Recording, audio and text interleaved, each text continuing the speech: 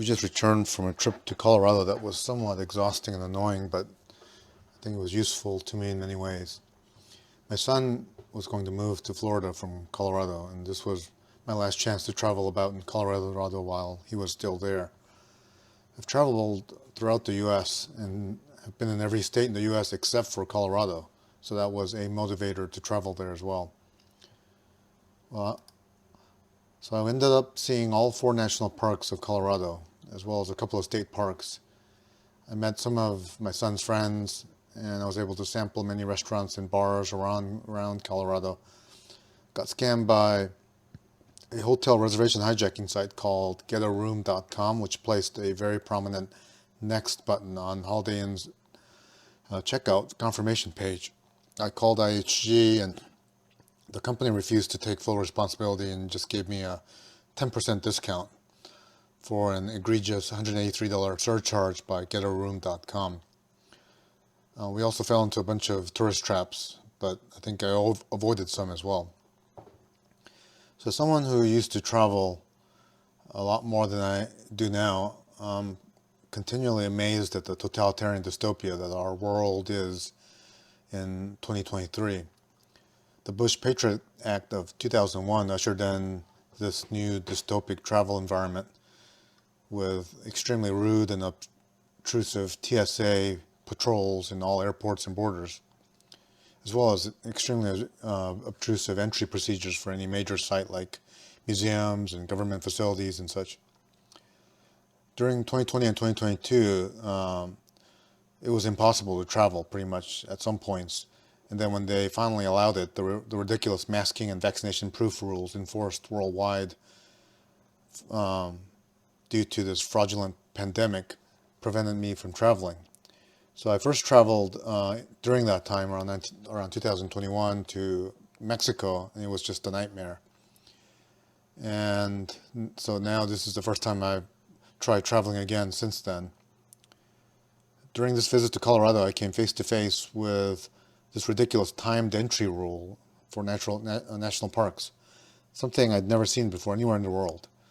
The excuse is overcrowding at these parks, something that was created by our new world full of travel thoughts and travel whores who Instagram, TikTok, and YouTube and Twitch stream their self-indulgent, narcissistic, frivolous travels.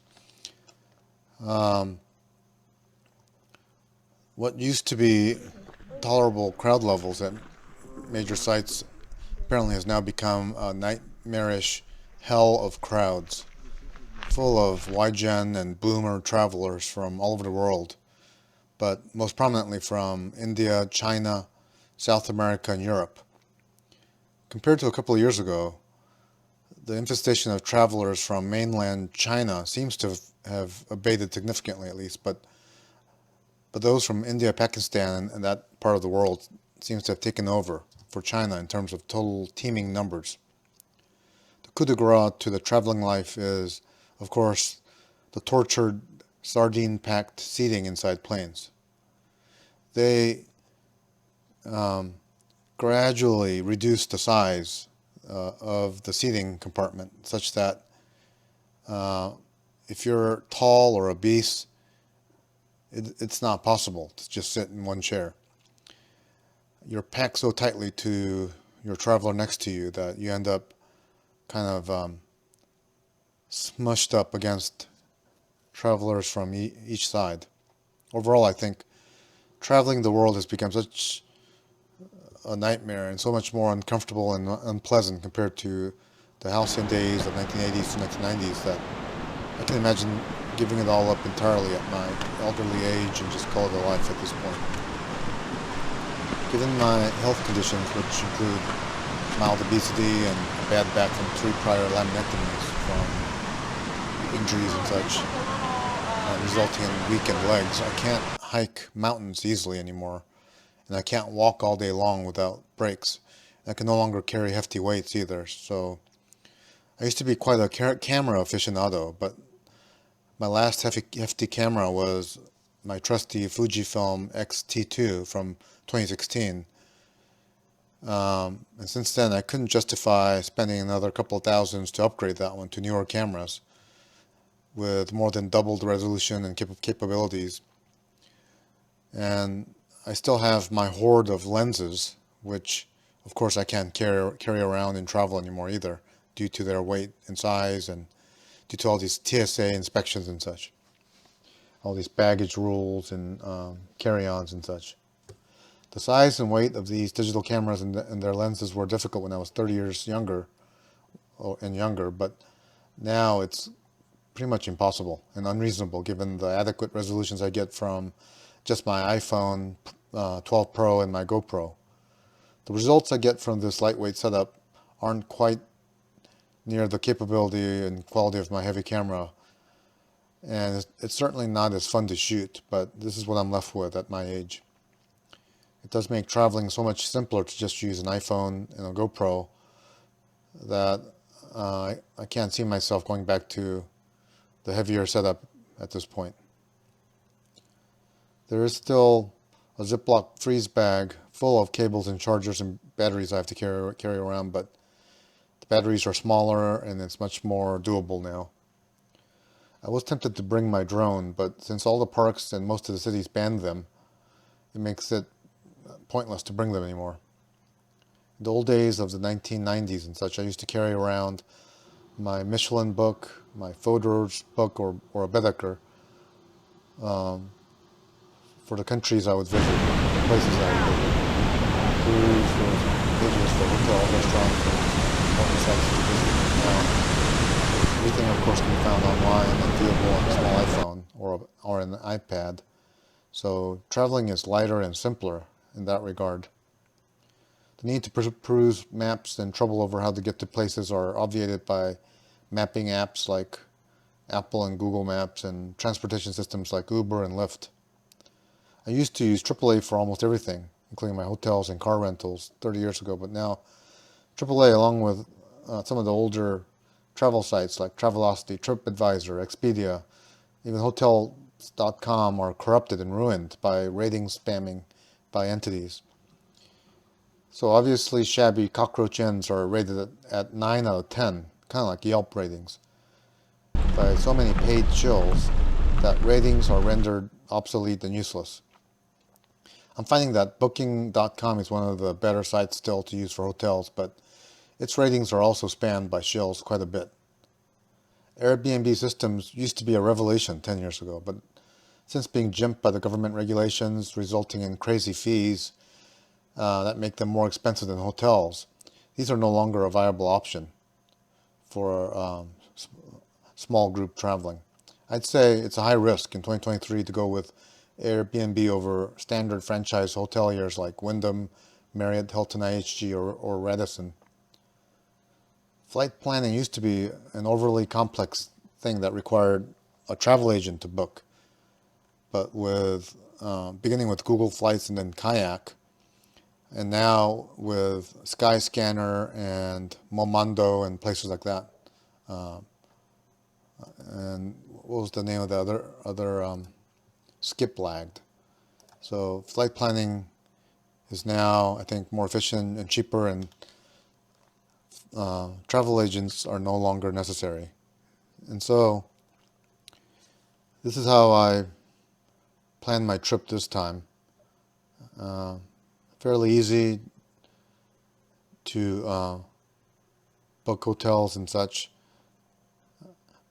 that I think it's more of a risk now to go with direct booking by calling hotels and such like I used to do.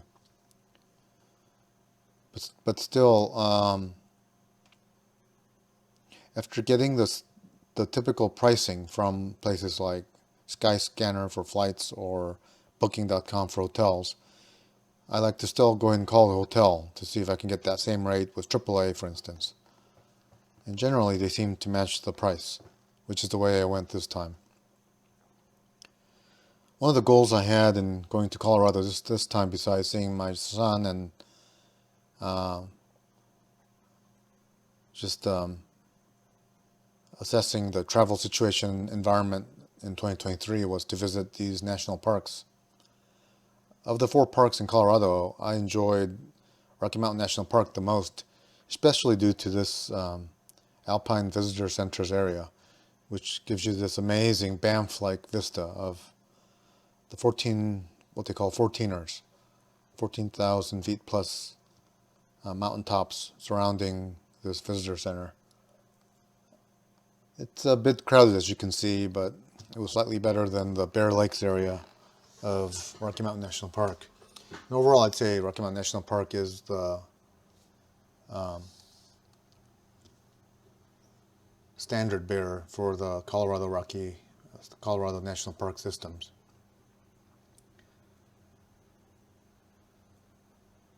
Looking at the Four Corners area, I always thought that Utah was the best state for vacationing because of its coterie of 5 national parks.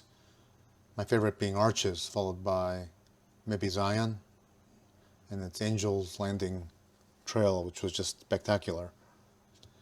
I would say after visiting Colorado and its 4 national parks, I would put Colorado above Utah in terms of the sheer beauty, the comfiness, and the diversity of its national parks. Along with this Banff-like view that you get of Rocky Mountain National Park, you'll see later on that Colorado also boasts the Telluride mountain range, which is not a national park but equal to Rocky Mountain National Park in its beauty. In addition, it has Mesa Verde National Park, which is an Indian or Pueblo Indian culturally appropriated area that avoids the egregious Indian reservation fees that are essentially tourist traps, such as Monument Valley in Arizona. The cliff-dwelling units inside Mesa Verde, as you will see, are still spectacular for its Anasazi, so-called Anasazi ruins, but they have been modified quite a bit by this politically correct, power-hungry Pueblo Indian tribes, which have taken over its site and deemed it one of their treasures, although it certainly isn't. So Mesa Verde was a mix of astounding sights as well as kind of this bad taste in my mouth due to the Pueblo Indian, what I would call a crime against humanity for culturally appropriating the Anasazi sites as their own and taking credit for it. The third park we visited was the Black Canyons of the Gunnison, which was a recent park anointed in the 1990s during the Clinton era, and I've been wanting to visit it ever since then due to its description by authors like Rudyard Kipling, which described it as an abyss and hell-like vision and equal to Grand Canyon. What I found was it didn't really approach Grand Canyon in its spectacular vista, although it was spectacular in its own right and quite different. I think part of it was I visited in midday rather than golden hour, end of the day, or sunrise, which is when you're supposed to visit it, because the shadows it casts is what rendered its name as the Black Canyons. There you see, I think those are mule deer duck that we passed by, driving out of the Rocky Mountain National Park. I saw 4 moose, mule deer, elk, coyote, chipmunks, hummingbirds, a golden eagle, all kinds of wildlife while at Rocky Mountain National Park. So anyway, back to my topic. My 4th national park I visited was the most unimpressive to me personally. That was the Great Sand Dunes National Park, which is impressive in the size that it carries. The largest dunes in the United States. Was it the world as well? Possibly. Well, actually, it couldn't be the world because of the Gobi and the Kalahari and places like that, but quite a large sand dune system with its own ecosystem. Now here I show us driving through the highest city in the continental United States, Leadville, Colorado, a quaint western town that you can imagine many John Wayne or Clint Eastwood movies having been filmed in. We didn't stop here because these kind of authentic Western towns were quite common in Colorado, in fact. And so, after our national parks experience, we also visited the tourist trap, $15 a person, Pikes Peak, which sits near Colorado Springs, but at 14,115 feet or so. A drivable peak on which many will find themselves short of breath due to altitude sickness setting in. Quite a vista up there, but maybe not worth $15 a person. Here we visited the town of Aspen, which is full of richistanis, and these are some of the most expensive ski slopes in the United States. My son had become a fairly advanced skier while living in Colorado these past 3 years or so, and he wanted to hark back to the skiing times, which he will miss when he moves to Florida. Look at the prices of the food here. $10 pizza, $20 tonkatsu ramen, $45 burgers. It was just ridiculous. So we played some disc golf at the peak of Aspen. Otherwise, there wasn't a whole lot to do. It cost 3 of us $105 to gondola up to Aspen and down. But it was a nice little experience, although not much to do in the summertime. So here we ended up walking through the town of Aspen, which was a parking nightmare, the equal of the Apgujeong area of Seoul, South Korea. We, after driving around, increasingly annoyed, finally found a place on a street side parking, which allowed us to park for 2 hours and walk about town. There you just missed the Green Dragon Pharmaceuticals, or Herbaceuticals, where I sampled my first THC CBG doobie gumi, which gave me kind of a no euphoria, but like just general sense of sleepiness. Maybe an hour or so of hallucinations, I'm not sure. But it was actually my first THC experience in my life. I was able to get through my youth, high school, and college without having directly taken part in any of that. So at my advanced age of 56, I decided to finally try it. It was quite underwhelming. I think intoxication from alcohol is actually more impressive than the intoxication I experienced from the THC. I tried only 10 milligrams, however. I took a second dose, and I considered taking 20, but at that point I figured that it would only cause increased sleepiness. So taking something just to be sleepy and lose a part of the day seemed pointless to me, so I was satisfied with that experience. That's good enough for me. I left 8 gummies in the hands of others before I left. I didn't want to risk getting sniffed out by airport dogs and being fined, even a misdemeanor, in my home state. So that would be a stupid thing to do and have on my records for the rest of my life, I think. Here we drive through Glen Canyon, which is the beginnings as it surrounds the Colorado River, which makes its way through the Grand Canyon at its end destination around Hoover Dam. So this Glen Canyon in itself is quite impressive, as you can see, and it has many of the striped sedimentary rock formations of the Grand Canyon region. And here you see the impressive 40-mile long Grand Mesa, the largest flat top mountain in the world. Not much else to do there, but that flat top contains lakes and its own ecosystem, forests, and it's a place where many of the native, so-called Native American indigenous people lived. They actually are not the indigenous people. We all know they migrated across the land bridge into North America from the Siberia area. They are not at all the indigenous people of this continent. In fact, the Vikings, people from Scandinavia arrived in this continent prior to the so-called indigenous people. So the white people, basically, are the indigenous people. The northern European and white people are truly the indigenous people, if you want to get technical about it, of North America.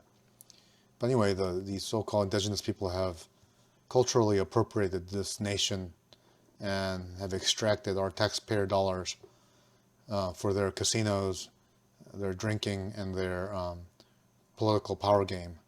Absolutely ridiculous, and almost quite infuriating to me as a Northeast Asiatic, just like them, to have to pay taxes to these people who don't deserve it, who sit on their asses, just sucking down and getting drunk on taxpayer money, producing nothing, providing nothing in return to the rest of us. I resent them, in fact. But like I said, getting back to this Mesa Verde area, as a fellow Siberian, Northeast Asiatic, it was quite fascinating to me, these adobe cliff dwellings that they created. Because these Anasazi, going back to 3,000 years ago, are my people. These are the people who came over the land bridge. The pictures taken of the post-Spanish and Portuguese conquering of this country, the pictures taken of the Native Americans after the cowboys arrived, show that kind of a westernized Hispanic face admixed with the Northeast Asiatic face. And that's what we associate to be the indigenous people, so-called. But the Anasazi were the true indigenous people, following the pre-Clovis white people, anyway. But these people, I'm certain, I'm 100% must have looked like me and looked like, the Eskimos that you see in the far rural tundras of, the northern territories of Canada and Alaska now. This drawing, I interpreted as going from right to left, the way Asiatics would have drawn it. And it depicts them arriving in the canyons, seeing plenty, and then being driven out by people wielding swords, and them having to leave with their families. A lot of cannibalism occurred by and among these warring tribes back then. There's plentiful anthropological, archaeological evidence of that, which have all been shoveled under the earth by these indigenous Pueblans, so-called indigenous people. These people are frauds of history, frauds of archaeology and anthropology, and I resent them. As a fellow Asiatic, I resent their culture. But that is the Anasazi, 1500 possible year structure. My wife spotted that some of the areas seem to have been renovated in the way that Stonehenge was taken down, cleaned, and supposedly re-erected to look neater back in the 1930s. It seems that they may have done that to this, which is a fraud archaeologically as well. So the whole thing just gave me a bad taste in my mouth. Anyway, after heading out of Mesa Verde, we drove through the Telluride mountain range, which was just absolutely beautiful, as you can see. I tried to get a reservation at a very exclusive dining area in Telluride, but all the reservations were full, so we ended up eating at a pretty neat saloon-like area at a very high price and ate some steaks there. By the way, the steaks in Colorado are just fantastic. The quality of the beef there, especially if you get one of those grass-fed beef option, prime cuts and such, are some of the most delicious steaks that you can eat, I think. So this is Telluride, which is every bit of a richistanis town as Aspen is, but kind of in a Republican way, whereas Aspen seemed more like a kind of a Democrat Party rich. Telluride seemed more kind of a Republican Party rich, if you know what I mean when you get there. So here I get to my goal national park, the Black Canyons of the Gunnison. So I've been dreaming of seeing these canyons since it was anointed a national park over 20 years ago. But as you can see, the gneiss rocks and the schist, the gray rocks, and the sedimentary rocks give it a kind of a crumbly, dangerous ledge, which many have fallen from and plummeted 2,700 feet to their death from. Some of them, many of them, I think, suicides. There are at least, I think, 5 or so recorded base jumps from these 3,000 feet high cliffs as well, hitting the Gunnison River down below. I'm sure it's quite an experience to base jump off of these things. The cliffs are absolutely sheer, and you need mountaineering certification and technical equipment to climb down from it. There's no possibility of hiking down from these cliffs the way you can the Grand Canyon. In many ways, the canyons are extremely jagged and ugly compared to the Grand Canyon of Arizona, but its kind of treacherous, hell-like experience gives it its own, I think, mystique, gives it its own beauty, I think. I wish I could see it at golden hour sunset or at sunrise to see the shadows cast upon these chasms, which impressed Rudyard Kipling, among others, to write poetic language, prose about these canyons. One of the most magnificent sights is what they call the Painted Wall. The Dragon overlook is also kind of a similar area, but the Painted Wall was the most, I think, beautiful section of overlook. There's quite a tragic story there, where a young 20-some-year-old girl, who insanely enough brought along a cat to that overlook, found her cat having bounced along the steps to a dangerous and a precarious location. So she foolishly went down, climbed the steps to try to retrieve her cat. And when a piece of rock ledge right at her feet crumbled by her weight, she plummeted hundreds of feet to her death below. And her body had to be retrieved by mountaineering equipped rangers. So here you see a section of, what would you call that, orangish, pinkish rock, which is gneiss, admixed with schist rock, which is kind of grayish. That's what renders these walls so precariously crumbly and treacherous, that none should venture toward its ledge. Here I show you, look down using my GoPro, just to see how incredibly sheer a fall that is. You don't quite get the depth because of the wide angle of the GoPro, of how deep a fall that would be. But perhaps I overdid the footage of the Black Canyons of Gunnison, because I think I found it to be one of the most impressive sights during my visit to Colorado.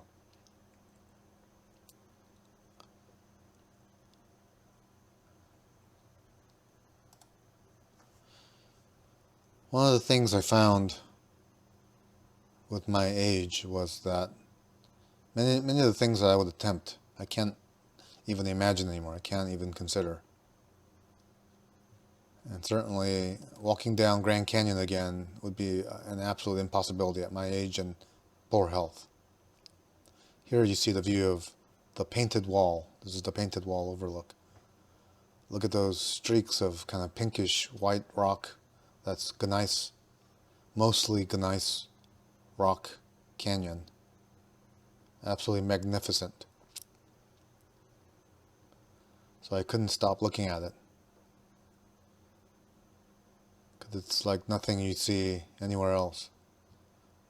Kind of a volcanic. Is gneiss igneous or metamorphic rock? I'm not quite sure.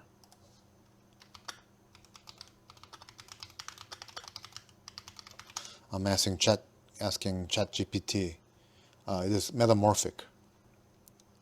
is metamorphic rock, volcanic rock.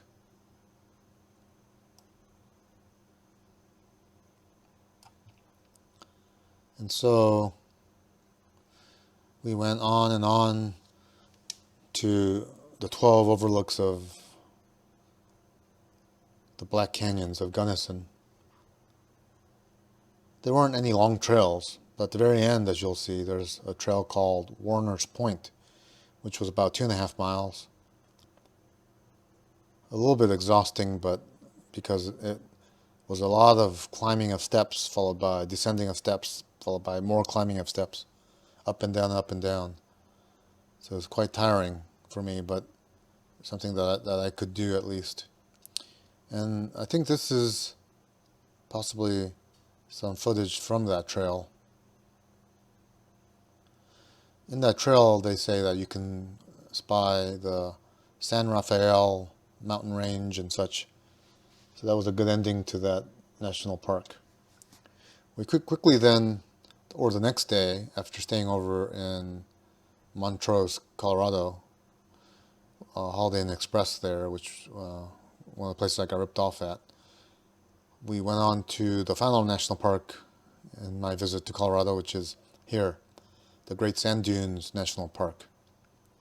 So there you see that 700-foot elevation to the tallest peak of that sand dune range. My son climbed it to the top, but I gave up on it because the sand climbing was absolutely soul draining an exercise at my age and obesity. So we left Great Sand Dunes and came to Colorado Springs, which is where my son lived. I walked around town, ate at a few restaurants, drank at a few bars. And here's a music festival that we saw there. Demographically, Colorado is mostly white, like almost 80% white, and like 22% Hispanic or something like that. No, maybe it's less than that. Anyway, it's like 78% white and almost 20% Hispanic. Virtually no Asiatics there, and only like 6% black. So we're now approaching this Pikes Here, Peak. there's a Sasquatch sign right there. America's We have mountain. paid our 14,000 money to enter foot. Pikes Peak. And this is the steep drive on winding roads to the peak above the clouds. Our only visit to a 14er, as they call it in Colorado, Pikes Peak. I took a bunch of pictures at the top, but I didn't share it in this video, mainly because my son and my wife wouldn't appreciate me sharing their visage on YouTube so much. So Pikes Peak was quite chilly and windy at the top, quite uncomfortable even in the utter heat of the hottest part of summer for Colorado. But here you get a vision of the vista atop Pikes Peak, and that kind of Martian landscape that you see there. It's quite crowded at the top. There's a tourist trap that you could take called a cog railway, which is $70 a person, but it takes you from near the bottom of the mountain all the way to the top. But you must do so with like, I don't know, 75 to 100 or so people. And when they ascend at the top, this horde of people infest that little gift shop and cafe and visitor center at the top. I swear I heard the guy at the gate tell me that the donuts and coffee were free atop Pikes Peak, but when we got there we found that the donuts were ridiculous, $1.50 each, and the coffee was like $1.99. So, I mean, we paid it anyway. And he also claimed that the donuts were sugar-free, but I could detect quite a bit of sugar in that donut, I think. It wasn't a bad donut, but it's nothing that's worth $1.50 each. The coffee was just the standard drip coffee, I think. And so here we descend.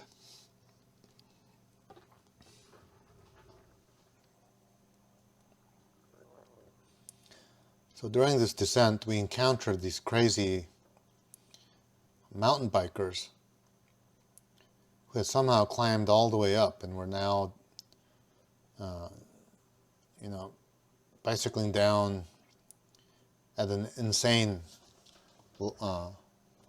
death-defying speed. I think you'll see them shortly as we round the corner.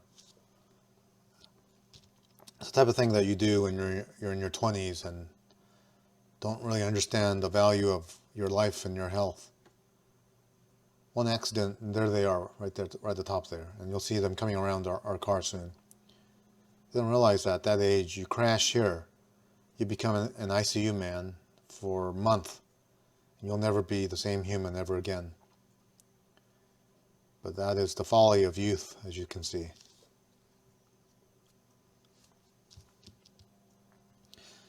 Actually, I did a lot of crazy actions like that when I was that age myself.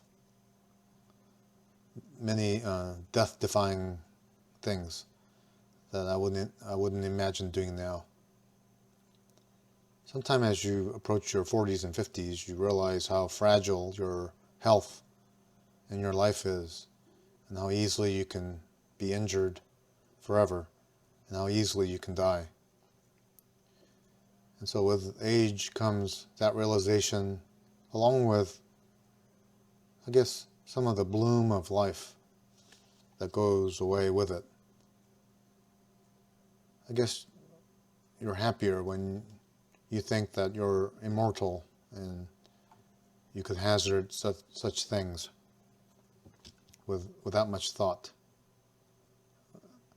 So those things that keep life entertaining and exciting goes away with age. There you see the sign for Garden of the Gods. Coming out of Pikes Peak, we stopped at this place because it's free. We hadn't seen much of the red rocks of Colorado Springs. We didn't go to Red Rock Canyon, but we came here. As you can see, an infestation of tourists of all nationalities. I heard Korean, I heard kind of Hindi, Chinese, Spanish. I don't know what the Spanish speakers, where the Spanish speakers come from. It could be Argentina, it could be Mexico, it could be anywhere. And so after a few parties with my son's friends, we departed ultimately, and here is the Denver International Airport, the largest airport in the Western Hemisphere, so-called. There you just saw a bit of Stanley Hotel, the hotel that inspired The Shining of Stanley Kubrick, as depicted by Stephen King. But that was a tourist trap that we didn't spend any money on, fortunately. Here's Telluride, and just a farewell with a few pictures of some of my favorite spots in Colorado. I think we covered most of Colorado in the time that I was there. It was quite a satisfactory trip overall. And so that's it for my latest trip, as I bid farewell to Colorado here and return to my home state here.